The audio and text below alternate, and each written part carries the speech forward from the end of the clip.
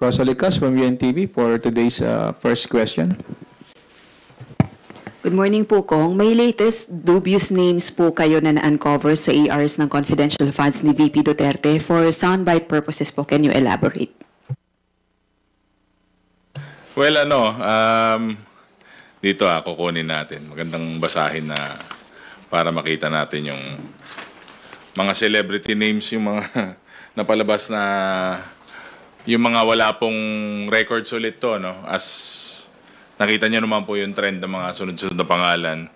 Si Hanilet Camille C, si Fiona Biong, Fiona Villegas, Fiona Ranites, Ellen Magellan, saka si Erwin Q. Ewan, saka si Gary Tanada at si Joel Linangan. Ang daming Fiona actually na names. And yun nga, pare-pare, yung sa trend po natin talagang lahat po sila walang record sa PSA ng birth, death, saka marriage. Pero sabi ko nga po, maganda rin po na tignan natin yung mga number po, yung 600 plus na meron pong records. Kasi kailangan din po natin siguro na tignan kung nakatanggap nga po ba sila o meron silang mga nakuha na pondo. Para hindi lang yung mga walang pangalan. So, we will look into that as part po ng continuing po na trabaho natin dito sa House of Representatives. Yung 600 po na may records sa PSA, how do you plan to get their records? Are you officially going to formally request the PSA to provide records of the 600 recipients? Mga more or less mga 600 plus to sa OVP, then 200 plus po sa DepEd. As yung sa ginawa rin ng committee siguro, total itong mga pangalan na to, saka yung mga number of names na to, na-submit na at napag-usapan na during the hearing. So we will do our own siguro mini investigation, pero nandiyan naman po yan sa committee level na, so makaka-request naman po tayo. Sir, tapos na po ba kayo magrepaso ng 4,000 ARs ng confidential funds? Or may aasahan pa tayo makikitang mga dubious names na dadagdag doon po sa listahan? Well, madami po yung pangalan . So, parang parang teleserye, di ba? Pakonti-konti, may lumalabas. So, again, we have to verify. Mas maganda naman po na sigurado po tayo na itong mga pangalan na to meron or wala pong records. Kung since part po kayo ng leadership pero hindi kayo part ng House Prosecution Panel, I guess the House prosecutors are updating you on the latest about their discussions and impeachment preparations. Can you share something to us po? Itong nakaraang 2 linggo medyo I know that they're preparing and nag-aaral po sila. Pero ako po more on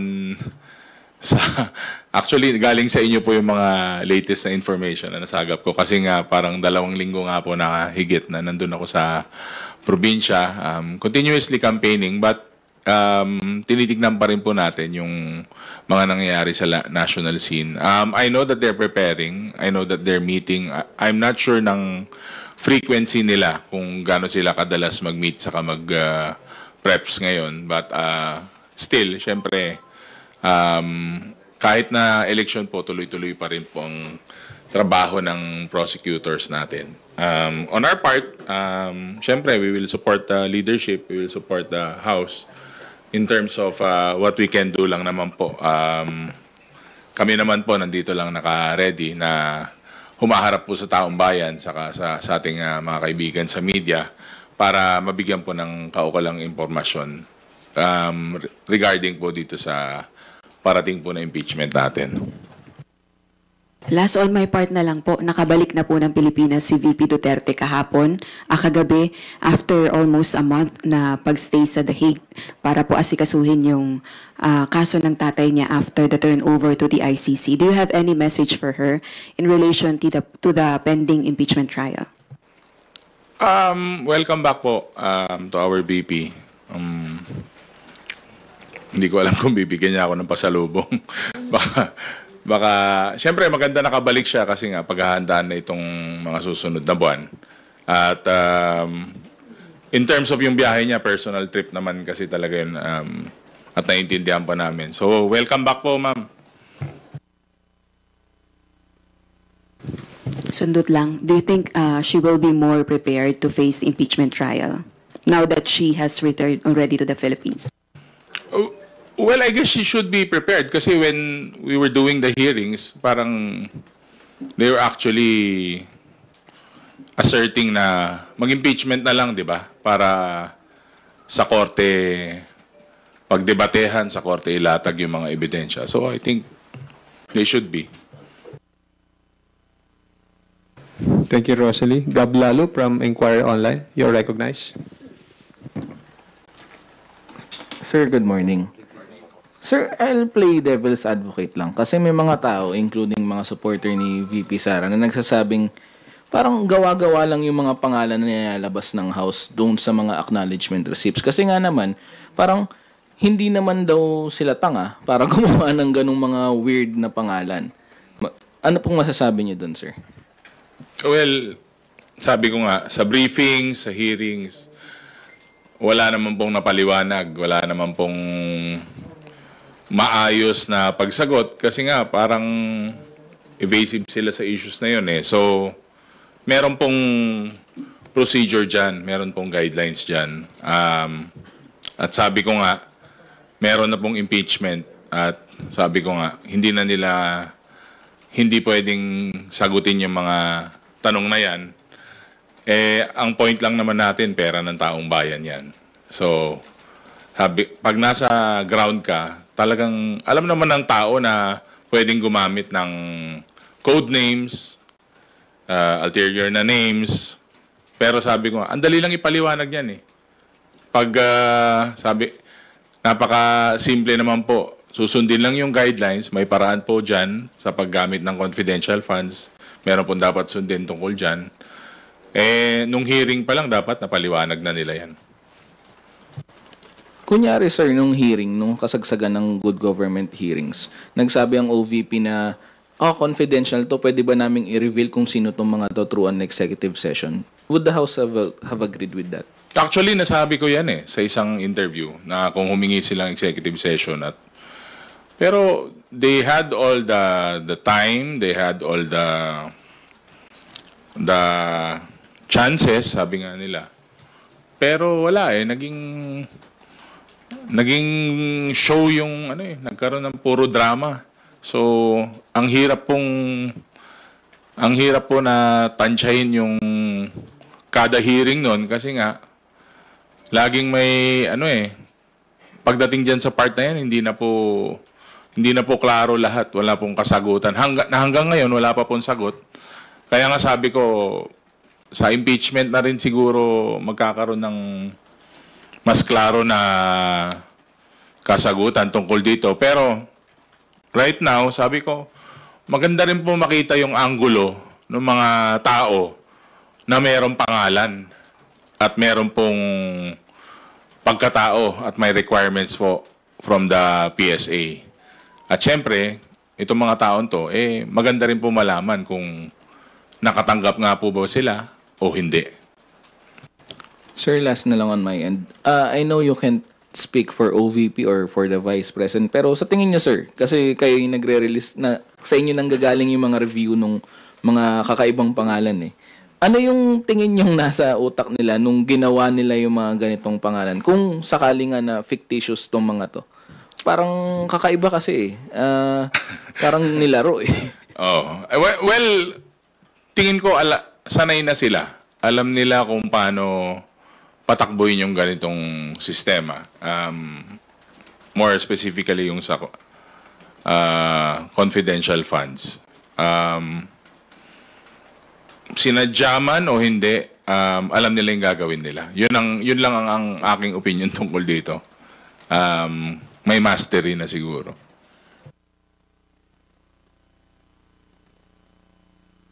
Thank you, Gab.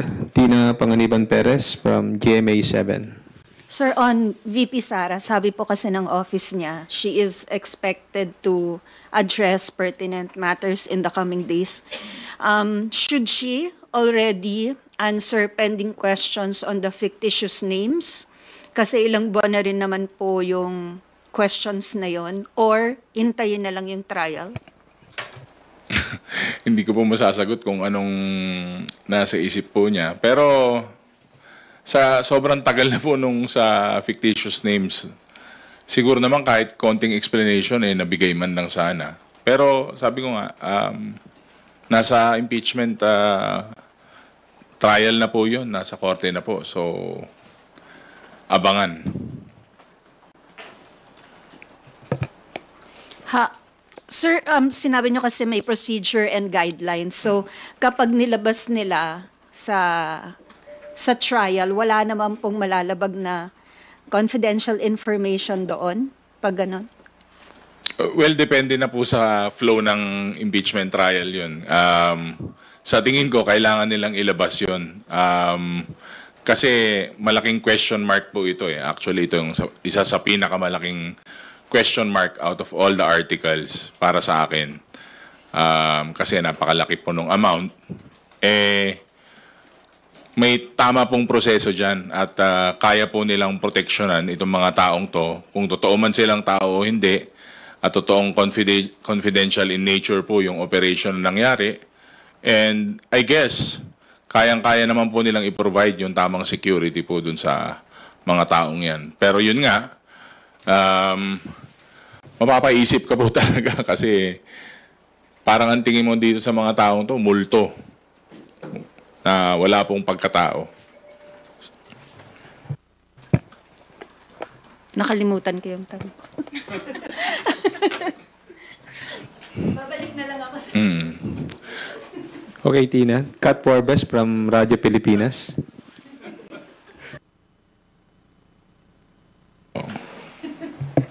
Hello po, Kong. Lipat lang po ako ng ibang topic, no? Recently po, House leaders have commended po yung PNP, specifically din po si PNP Chief Marbil because of the arrest and then yung relief po sa pwesto nung Eastern Police District officers dahil po ito doon sa extortion na nangyari doon sa May Las Piñas. And kayo po ba dito sa Kongreso, ano pa po yung mga nakikita ninyo or paano po ninyo matutulungan yung PNP when it comes to these kinds of reforms po? Ginagawa po ng PNP yung trabaho nila. They are doing their job. And syempre, kino-comment po natin sila. Wala pong question doon at nagbibigay tayo ng parang may pagpupugay nga po sa dyan tungkol dyan sa issue na yan. No? Pero at the end of the day, trabaho po talaga nila yan. Sabi ko nga, kung ano man po yung kailangan nilang suporta, lalo po sa House of Representatives, syempre, in terms of policy, in terms of yung mga additional po na kakailanganin nila for their next budget, hindi naman po question ng tulong at saka suporta ng Kongreso, no. Pero sabi ko nga, they are doing their job, they are doing an efficient job. Sabi ko nga, ginagawa nila yung mga ganyang klase ng trabaho na hindi po kailangan ng fanfare, na hindi po kailangan ng media, na nagagawa po nila yung trabaho nila. Yun po yung importante, yung quietly, silently, nagagawa po yung trabaho. Pero at the end of the day, epektibo po sila. Yun naman po ang sa side namin ang tinitignan natin lagi.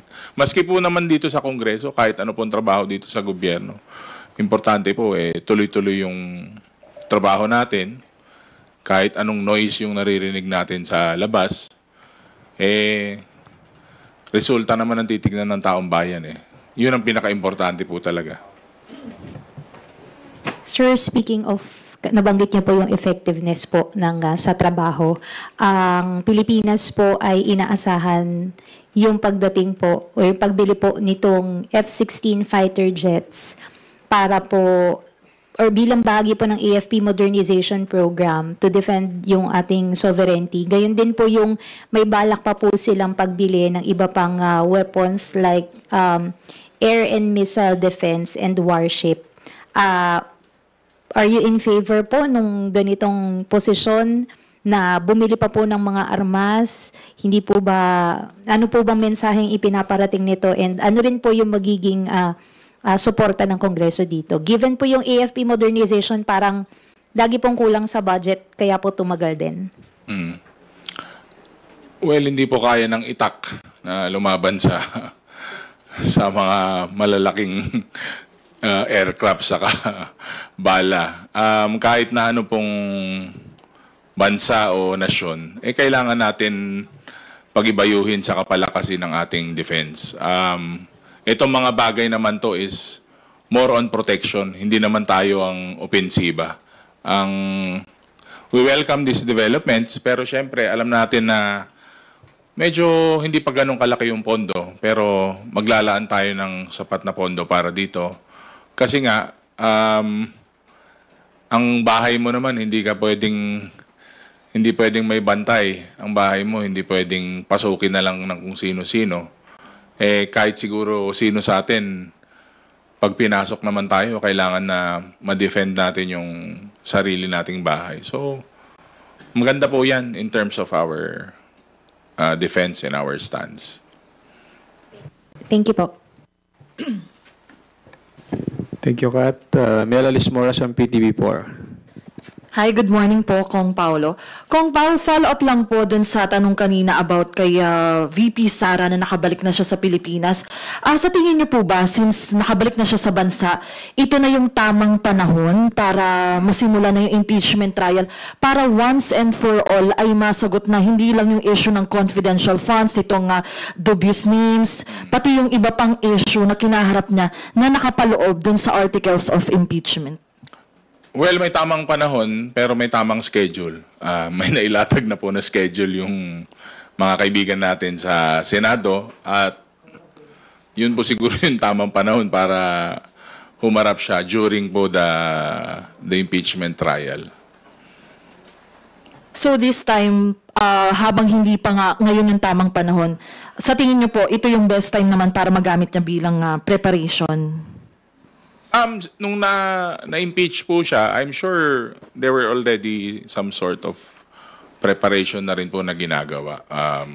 Siyempre, yung sa legal team niya, sa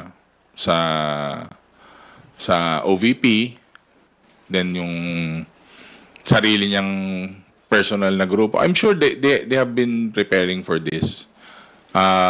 Mahirap po namang sagutin yung mga tanong patungkol sa kanya kasi personal na ano nila yun diskarte nila yun. Saka hindi naman kami masyado close.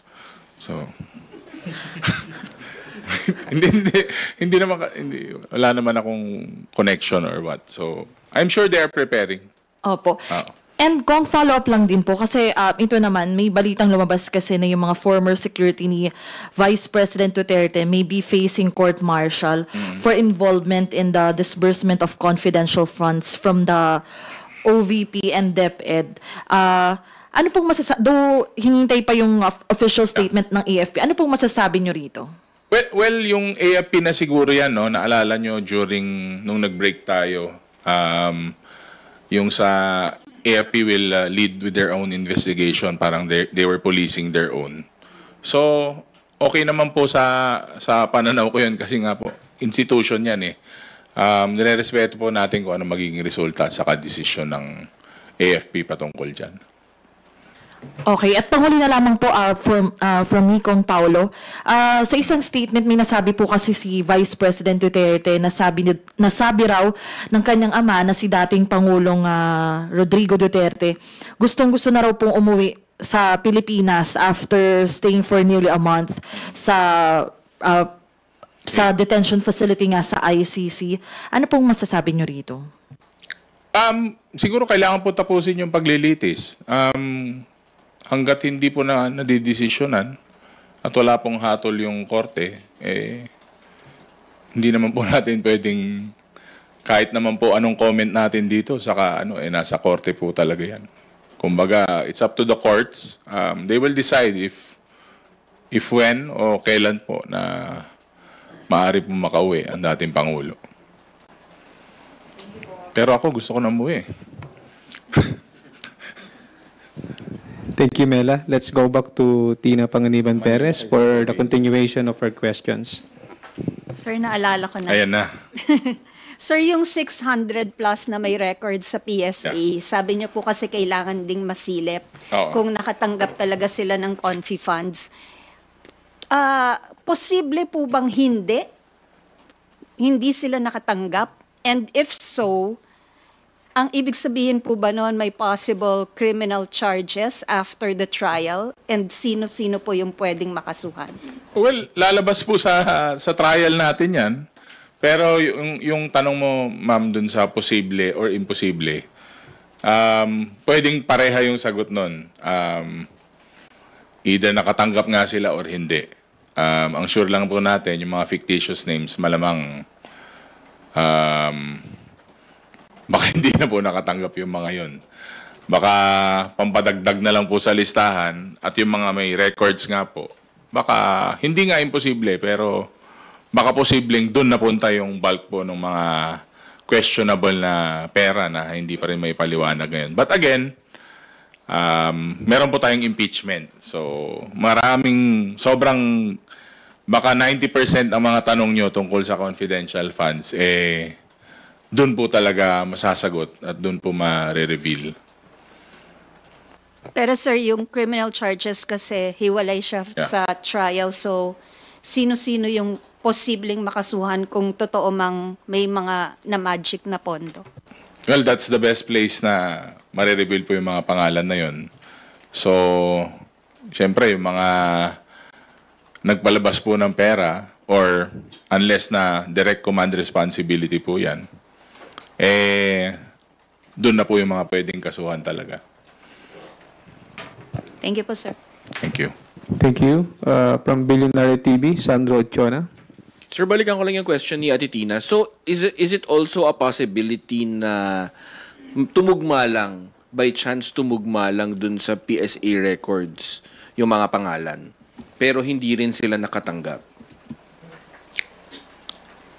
Pag medyo pag medyo kailangan mo ilagay yung sarili mo sa sitwasyon na hindi ka nais-nais. Kung didiskarte sila ng gano'n, baka kalahati, walang pangalan, ang mga nakatanggap lang, yung mga legit na may records. Pero again nga, sabi ko nga, mas marami tayong masasagot na tanong pag na buksan na tong article na to. At this point, na lang tinitignan na lang natin, sinusuri natin yung mga 1,000 plus na names, mga from the OVP, 1,000, yung 700 plus names from the DepEd. Tinitignan na lang po natin kasi nga, yun na lang po ang isang way na para mabawasan. Minsan, mahirap na matulog sa gabi kasi pag pinipikit ko yung mata ko, nananaginip ako kung totoo bang tao itong mga to. Minsan gabi-gabi mo na naiisip So, yun na lang po yung paraan para mabawasan ng konti yung agam-agam mo is to check with the national government agency, specifically itong National Statistics, itong NSO, kung meron ba pagkatao itong mga to. Minsan, pag wala, talagang ganun na yung assumption mo. Babalik at babalik tayo dun parang kayo, kahit tanungin ko ngayon, syempre, anong unang papasok sa isip nyo? Pag, ay, wala siyang record, ay, wala siyang birth certificate, ay, wala siyang death certificate. Automatic, magre-register na sa'yo na kung code name ma yan o hindi. Bakit kailangan, at bakit walang paper trail? Bakit di mapaliwanag? Ganun agad yung iisipin mo So, babalik at babalik tayo doon. At sabi ko nga, babalik tayo doon sa yung impeachment will open up open up the entire ewan ko ba, can of worms o pot of gold, anong tawag doon. So dito natin malalaman. Sir, sabi niyo rin, nakakainis na kasi paulit-ulit.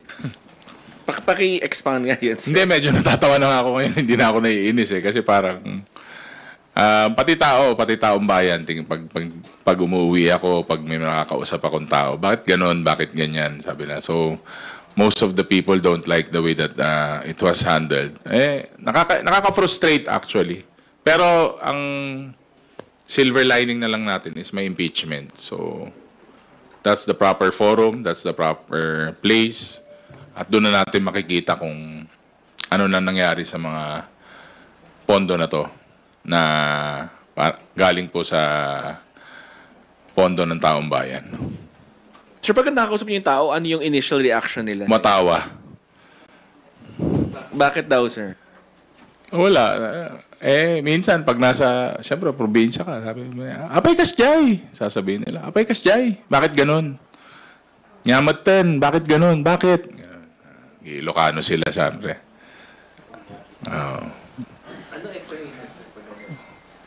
Sabi ko, ganyan din yung tanong ko. Tapos, ang susunod na reaction ng tao, wala na yan, baka tinago na, baka nabangko na, o baka nabulsa na. Ganun usually yung reaction. Paulit-ulit lang. Parang yung mga tanong din tungkol dyan, paulit-ulit din. Habang walang sagot, habang hindi nasasagot, sabi ko nga, ganun din po, paulit-ulit din po yung mga tanong natin tungkol dito. At paulit-ulit din yung sagot. Sir, other topics. Over the weekend, maraming mga misogynistic remarks from yung kandidato from Pasig and si Governor Unabia. Ano tingin niyo doon, sir? Do we need to, do we really need to, paano ba? May bagong batas or how do we go about that? Well, ako as a candidate, parang iba na po ang mundo na ginagalawan natin ngayon. We are virtually and physically connected to the world.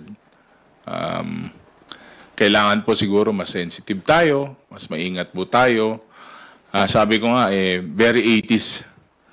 Very 80s po yung dating ng mga ganun na joke. Kasi, syempre, yung mga ibang politiko dati, parang sometimes they use that to get a reaction. Makakuha na reaction sa crowd. Pero sabi ko nga, nag-iiba po mas open po ang mind ng mga tao ngayon. Mas sensitive sila sa mga nangyayari. So, on our part, sa inyo sa media, sa amin sa mga public servants, sa atin po na mas may boses, saka may platform, saka mas pinapakinggan ng tao. Dapat po, kaysa po na we go down that path at ganun po yung mga gamitin natin sa mga speeches, mas maganda po yung nagbibigay tayo ng positive na mensahe, nagbibigay tayo ng, sabi nga nila, dapat di tayo nauubusan ng messages of hope para sa taong bayan. Kasi minsan baka yung taong sobrang hirap na ng pinagdadaanan, kahit na isang salita lang na magbibigay sa kanya ng boost, saka magbibigay sa kanya ng konting saya, natulungan mo yung tao na yun dahil lang sa isang salita na binitawan mo. So, siguro kailangan mas aware tayo, saka sensitive tayo. So, totoo ba na mahirap pag ganun sa kampanya? Mahirap kunin yung attention ng crowd? Depende sa politiko yan. Ako, okay naman. Depende po sa lugar, depende sa tao. Pero I've seen a lot of great talkers, I've seen a lot of great politicians na minsan kahit ngumiti lang sila, tatahimik na yung buong crowd Ewan ko, hindi ma-explain ng theory or political science yung ganyan. Sabi nga nila, parang minsan pag hindi na-aaral kasi yung charisma saka yung dating sa tao. So, to add to your question, to your point, depende po talaga sa tao. Parang walang explanation tungkol doon. Although, sa tanong mong yun, medyo umikli na po yata yung attention span ng listeners saka tao as compared to the previous years. Kasi nga po, meron po tayong technology, may screens po tayo. So divided po yung attention minsan sa pakikinig. Minsan kahit pinapakinggan nila yung tao sa harap, pinapanood pa nila yung live ng tao eh. Hindi totoo yun, nangyayari talaga yun. So siguro part ng changing world yan. Pero naniniwala ako na pag yung tao may plataforma, may pinaglalaban, saka meron yung it factor na sinasabi nila. Totoo yun. Kala ko rin nung una parang sinasabi-sabi lang. Pero iba rin yung may dating po yung nagsasalita. Thank you, Kong. Thank you po. Thank you, Sandro. Billy Vegas from Abante Politico. Kung magandang umaga po. Kung hihingi lang ako ng insight, baka alam niyo yung tatahakin ng investigation bukas ng TRICOM. Well, ganun pa rin po yun. Tuloy-tuloy pa rin po tayo. Hindi po ako eksaktong sure kung sino yung mga darating na personalities. Kasi nung last week po, napag-usapan na may mga celebrities na iimbitahin. Yung mga may experience po saka na biktima po ng fake news. Pero I'm not sure kung ilan po yung nag-confirm. But again, yung maganda po yung yung topics, yung mga na-open up po nung huling hearing natin. Nakita po natin kung gaano ka destructive saka ka-powerful yung social media, no? Saka yung paglaganap din po ng fake news. Actually, sa provincial level po, ngayong eleksyon, grabe. Grabe po ang fake news. What we're expecting na mas marami po tayong makuha na insights from our resource persons, no? Kasi gusto po natin, kung meron man tayong gagawin na batas, medyo sensitive po doon sa part ng ng freedom of speech. At sisiguraduhin po natin na hindi po maapektuhan yun. Pero sisiguraduhin po natin na hindi maging parang fifth sense na po ang fake news. Kuya Billy. Habol ko na lang po. Meron pong dalawang kinasuhan sa Cebu. Yung sinulog, yung picture and video ng sinulog, ginamit daw nila, pinalabas nila na prayer rally po para kay dating Pangulong Duterte. Hingi rin po ng reaction. Meron naman po tayong mga batas tungkol dyan eh. So, kung meron po talagang magkakaso or magsasampa, they have to answer po para sa mga they will have to suffer the consequences po ng mga pinapalaganap nilang ganyan. Sabi ko nga po, hindi po pwedeng maging natural na lang dito sa atin ang fake news. Kasi buhay po minsan ang nakataya na dito eh. Lalo po yung mga komong tao na hindi naman pong kayang lumaban at saka walang means. So, dapat ipakita natin na yung justice system natin is gumagana rin po sa part na yun. Thank you, Billy. Earl Tobias from IBC 13.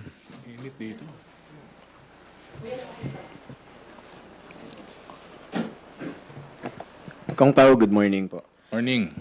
Sir, Harry Roque topic lang. Kasi the BP herself already came back to the Philippines and then mismong yung head ng legal defense team ni former President Duterte said hindi part si Roque ng legal team doon sa The Hague, Netherlands, pero hindi pa rin po umuwi si attorney na pinaghahanap pa rin po ng mga otoridad. Reaction lang po ko.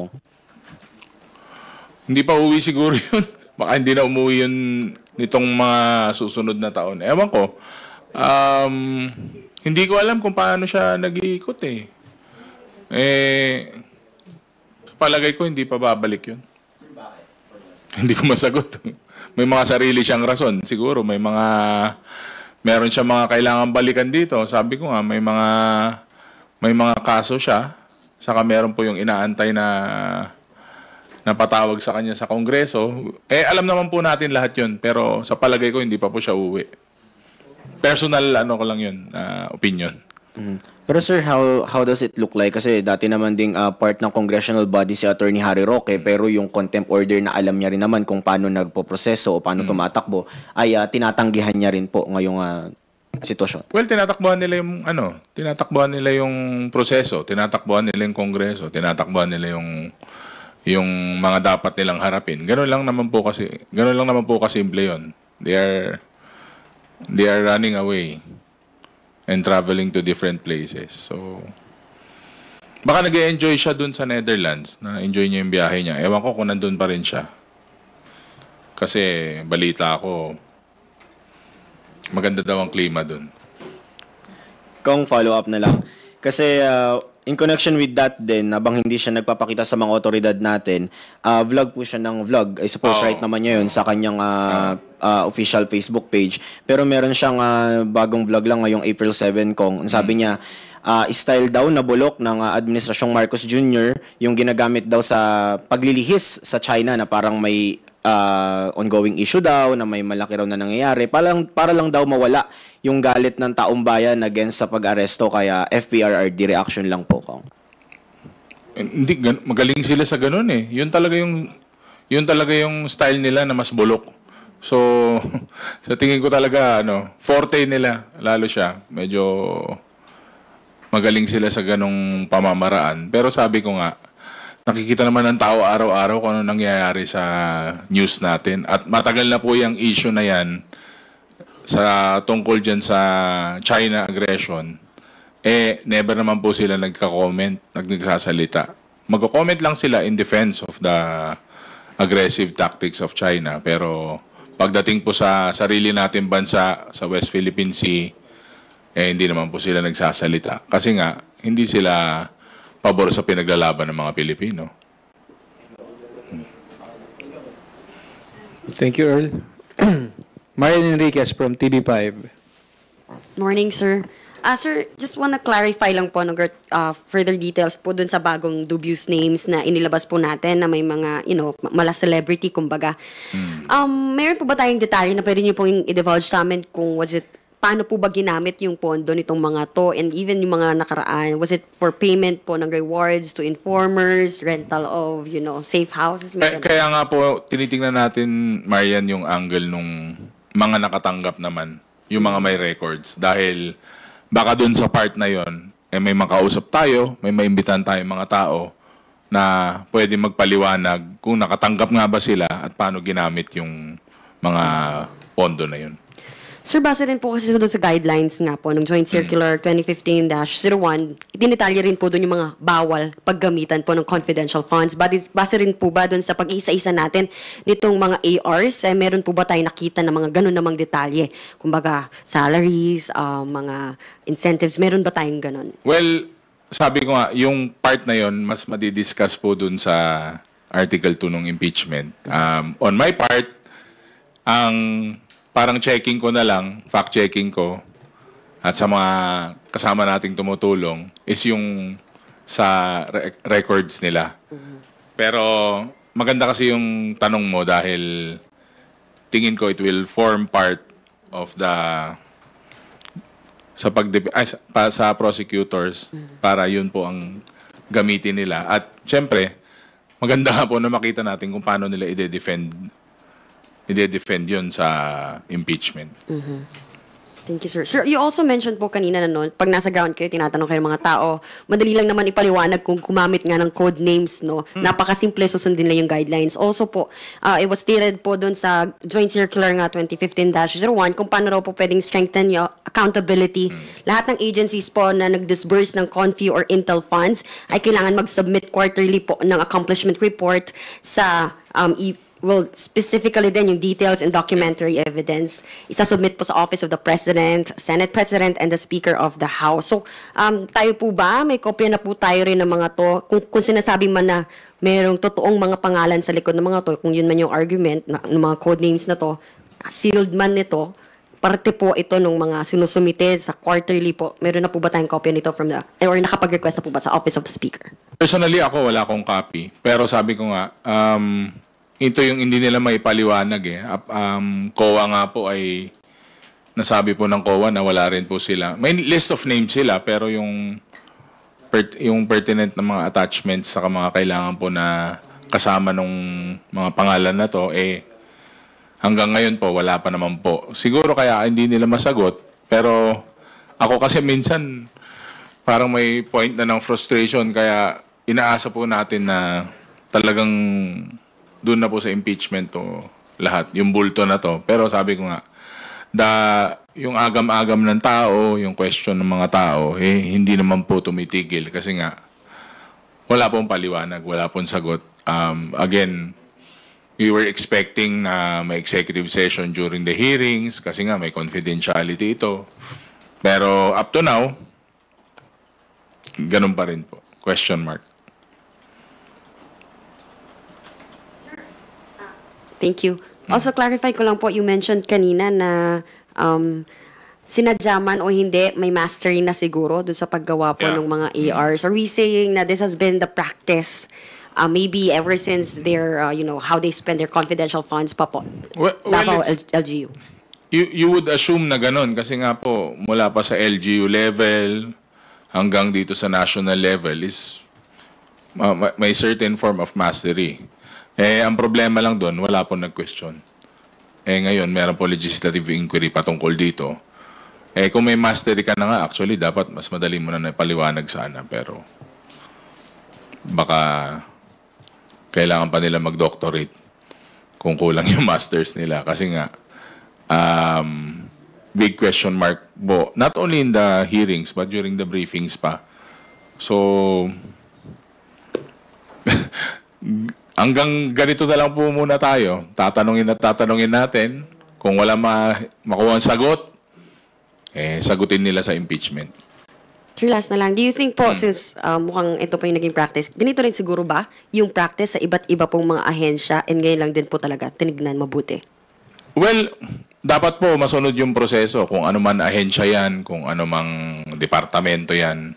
Sabi ko nga nung isang interview ko, kung may lumabas na problema at malaking concern,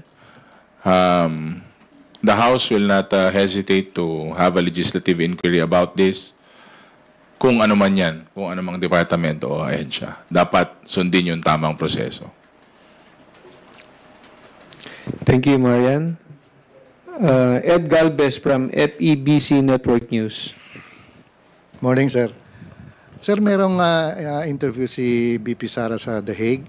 Ang argumento niya, walang nilalabas na pangalan doon sa mga drug war victims. Ano po ang tingin niyo rito? Drug war victims? Yes, sir. May mga pangalan po na nilabas. Pero yun ang inaano niya, wala raw mga lumalabas. During our Quadcom hearings, nandun po yung pamilya nila, nandun po yung mga biktima. Kahit di na po ilabas yung pangalan, nakita ko po sila Nagsimba po sila sa Kongreso, nandun po sila during the hearing. So, legislative inquiry yun, hindi lang sali-salita, hindi lang sabi-sabi, hindi lang statements. Talagang nandun yung mga tao nasa harap namin. And backed up by forensics pa, yung mga nangyaring EJ case.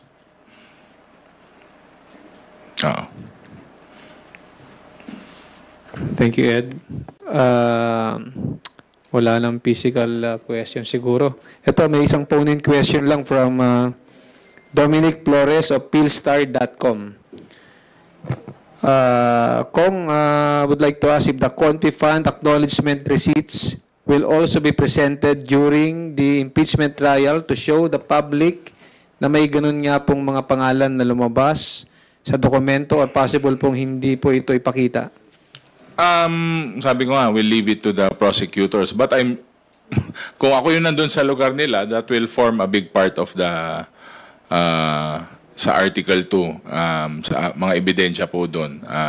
Kasama po lahat yan, I'm sure. Pero ayoko naman pangunahan yung ating mga prosecutor.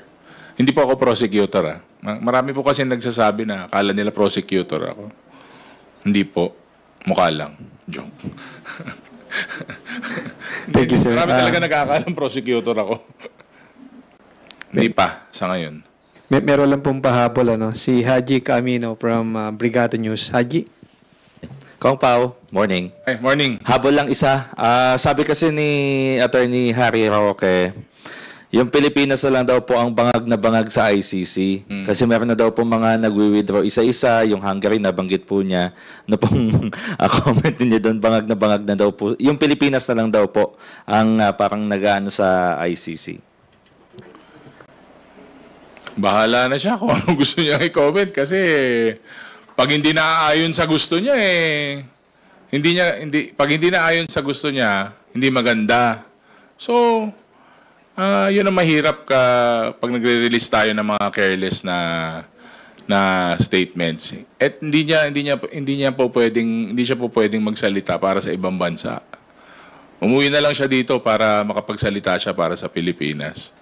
Kasi sabi ko nga po, iba't iba po ang estilo at iba't iba po ang karakter ng mga iba't ibang bansa. Hindi po pare-pareha yan. Kung magbibigay siya ng mga ganyang statements, mas maganda gawin niya na lang po dito sa Pilipinas para maipaglaban niya yung mga pinaglalaban niya.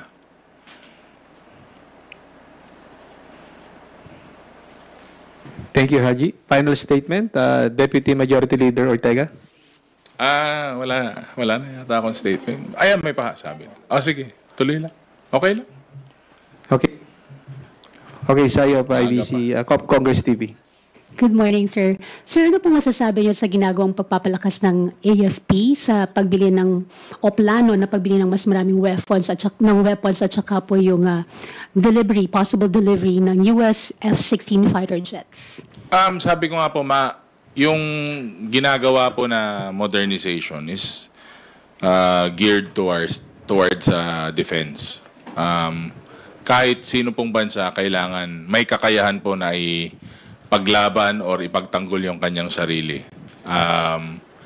Again, it's a step in the right direction. Pero sabi ko nga po, alam ko po na hindi pa enough yung pondo po natin. But paunti-unti, at least we are modernizing kasi ilang taon na po yata na pakonti-konti lang po yung upgrade natin. So, we have the chance to better our defense and we have the chance na yung AFP natin is mabigyan po sila ng kaukulan na pondo para po magamit sa pagprotekta po ng ating bansa. Thank you po. Thank you, Sai. Final statement, sir. Maraming pong salamat sa ating mga kasama sa media at sa mga nakinig po ngayong araw. Tuloy lang po yung trabaho natin dito sa Kongreso. Kahit po election period or nasa probinsya po kami, sinusubukan po namin na magbigay po ng oras para po masagot yung mga importanteng mga tanong ng ating mga kababayan. Thank you. Thank you, sir. With that, we're thanking all people here for attending our press conference. At meron po tayong kaunting salo-salo para sa belated celebration